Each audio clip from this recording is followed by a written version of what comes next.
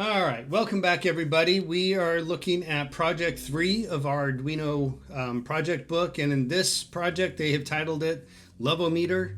I guess since we're dealing with a temperature sensor, the warmer the room is, the more loving you are. I don't know what it really means, but essentially we're going to be looking at a temperature sensor and turning on LEDs according to the room that we're in.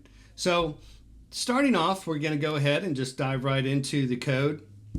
And first off, as usual, we're starting off with our setup and our loop, right? Our setup happens one time, our loop happens continuously. So this is where we're pretty much starting all our Arduino projects from. What we're going to look at first is setting up a couple of variables here. The first one, we want to set up the analog pin that we're going to be reading from. We're going to be reading the value from the heat sensor or temperature sensor.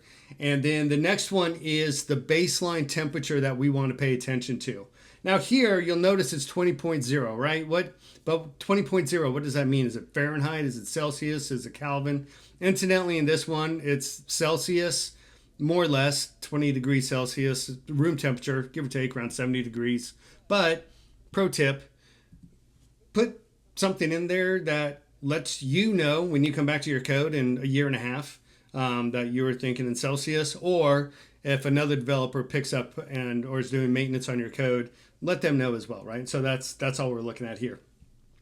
So again, as we look at our input pin for this one, our analog input pin is going to be A0. That's what we're going to be reading the values in for our temperature sensor.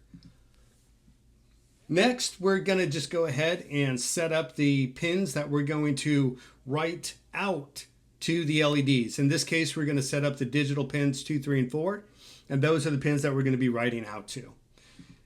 From there, we want to go ahead and just pretty much get everything set up. We have our serial at 9600 baud. This is setting up our print statements, and we'll talk more about our print statements a little bit later in the video. The next thing we see is a loop. We're going to loop for a given range of numbers, in this case 2 to 4, right? Because we're saying less than 5. And here we're just dealing with integers. So it's not like we're dealing with 4.5 or 4.8. We're just 4 to 5, right? And so anything less than 5, obviously max, you're going to get up to 4. And we'll take a look at that in a second. But we set up each one of those pins as an output pin, and we initialize that because we write out a low value to each one of those after they're set up as output. Then we write out the low value, meaning all the LEDs are going to be turned off initially. And what we're looking at with these numbers here, right? So from 2 to anything less than 5. And as we look at the pins that we've set up and how they correlate to this for loop, right? We have number 2 for pin 2, and we have less than 5, which goes to our 4 pin. And so that's all we're doing there. It's just a convenient way to set up all of our pins. With that initialization pretty much taken care of, what I want to do now is jump into what's going to be happening in the loop function. You'll notice it just shrunk down some of the code, right? Just so we have something more to look at. It's still there. I'm just going to take it off screen, but it's still the same code that we looked at. It's always going to be there. Again, we just need to be able to look at the larger loop function because there's quite a bit of code in there on this project. And so the first thing that we're going to look at is in the loop, we're going to continuously read from our analog input, A0. And this is what we're reading in from the sensor temperature, or the temperature sensor. And you'll notice on the right on the board, there's a little orange block there. That's what we're going to be reading in from. Later on in the video, we'll see where 2, 3, and 4 kind of light up. They'll light up white where there's no power, and they'll light up red where we're writing out power. The next thing that we're going to do is use our sensor value that is the value directly from the heat sensor. And we know that our analog values, there's 1024 possible inputs, right? Up to a max. And so here you'll notice that we're saying whatever value we're bringing in from our input, from our analog input, divide that by 1024. So the maximum value that we can get is 1024. Technically it's 1023, but they have 1024 in the book, so I'm just going to kind of use that as a talking point. But that aside, if we have a maximum sensor value come in on the analog pin, we divide that by the maximum value that a pin can read, we're going to get 1. Now we're immediately going to multiply that by 5. And we'll talk about why we multiply that by 5 in a moment, but essentially 1 times 5, we get 5. So therefore, the maximum voltage that we can get from a sensor on this Arduino board is 5 volts. And that matches up to the power output from the board. And we'll look at that here in just a second. Next, we're going to take that voltage and we're going to do a conversion on that to get the actual temperature. And the only reason that we're doing this -5, it's kind of a rounding thing, right? So since we're dealing with floating points, if we get a value that's very close to 0, but just slightly under 0, we want to make certain that we pick up negative values within our readings, because the sensor can read in negative values. And then we multiply it by 100.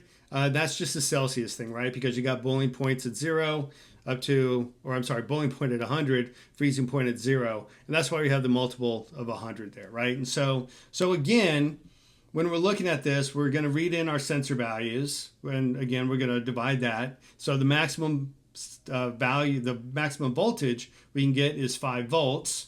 And if you'll notice again on the right where the board is, we have a red circle around the 5 volts, right? And so if this board gave us 10 volts, we would have to change our value from 5.0 to 10.0. And then we just take in that voltage and we execute the calculations we were just talking about, and we get an actual temperature. And this temperature is what is going to determine which LED gets turned on or off. So the first conditional that we look at is we are saying that if our base temperature, which in our case is 20.0, up to 21.99999, anything below 22 degrees Celsius, we're not going to turn on anything, right? And if you'll notice over on the board, on our pin 2, 3, and 4, or pins 2, 3, and 4, everything's turned off, right? So it's low, so there's no power going out to any of those pins. And now when we look at our next one, what we're going to say is if we are at 22.0 or greater, but less than 24, right? So 22 all the way up to 23.99999. Then what we're going to do is we're going to set the number 2 pin high, which means we're going to turn on the LED plugged into the number 2 pin, and we're going to leave the others low. And again, you can see this over to the right on pin 2, 3, and 4. Same concept here, only this time we're saying if it's 24 through 25.99999, we're going to set pin 2 and 3 high, which means we're going to turn on those 2 LEDs, and we're going to leave the 4th one off. We're not going to power that on. And then from there, we're going to say if it's 26 degrees or greater, we're going to turn on everything. And you can see now 2, 3, and 4 are all red. So that means power is going out to all 3 digital LEDs or digital pins, and therefore lighting up the all 3 LEDs.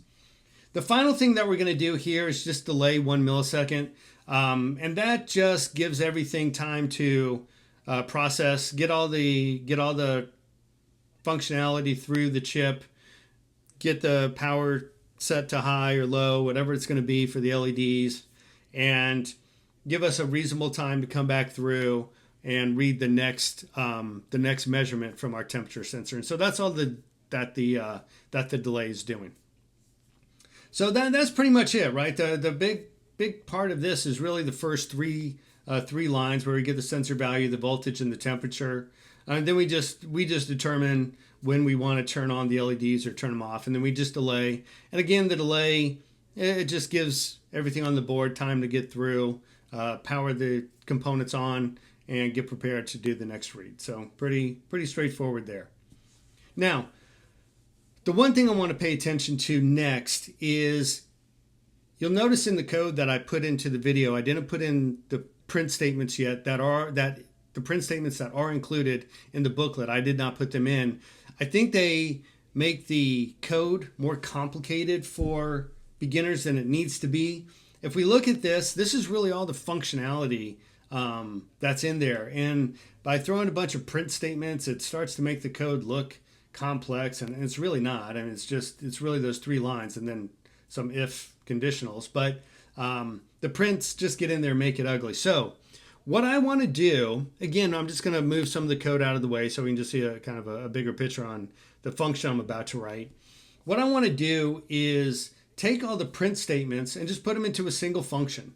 You'll notice that I'm passing in the voltage and the temperature value or the voltage and the temperature variables.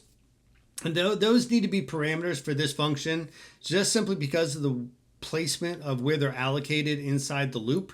We'll talk about better places to instantiate variables later, but for now they're inside the for loop. However, the sensor value is not declared in the for loop, right? That's up above, and so we don't need to pass it in, and we still have access to it. But for the voltage and the temperature, we have to pass it in, and we have our print statements, right? Now, all we're going to do to keep our loop code as clean as possible, what we're going to do is just simply put in the call to the print values function, passing in again our voltage and our temperature variables, and we're just going to put that just above the delay. And again, it just keeps our loop a little bit cleaner, and that's pretty much about it.